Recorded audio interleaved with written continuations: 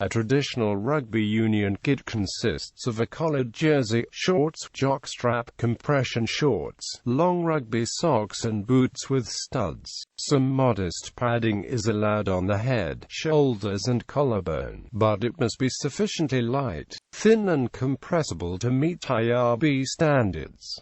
Most players also opt to wear a mouthguard to guard against concussion and chipping of the teeth. Boots. Traditionally, rugby boots were of a high cut above the ankle. Over the years, such boots have become less common, although many players still wear mid-cut boots, just below the ankle. Additional ankle support was seen as appropriate given the nature of the game, particularly the stresses of forward play, and the amount of physical contact involved.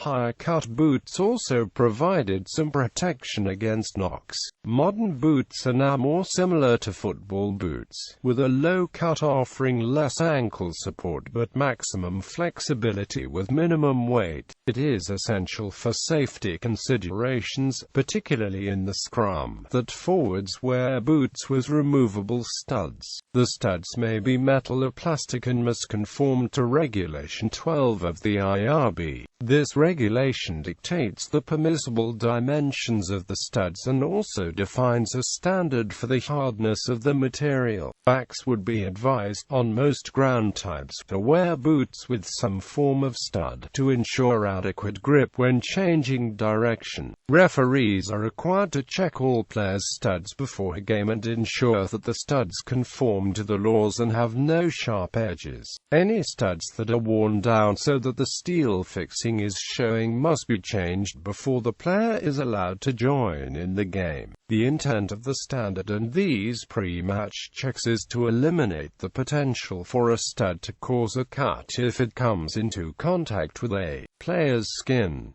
Generally, there are two types of stud pattern worn: the 8 stud of the 6 stud. The 8 stud is most often worn by the tight forwards to provide them with extra grip for scrummaging and mauling. The 6 stud is worn by backs as it allows for more agility and quicker movement around the field. Plastic blade studs, common in football, are an increasingly frequent choice among backs.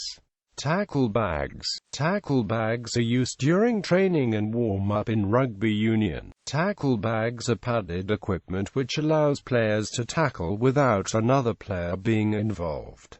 Tackle bags come in two forms: the rucking shield and the tackle bag. The rucking shield is held in the hand of a coach, a fellow player, and allows the tackler to drive against the person holding the shield safely. The tackle bag stands on the ground held loosely by another person. It allows the tackler to practice a full tackle.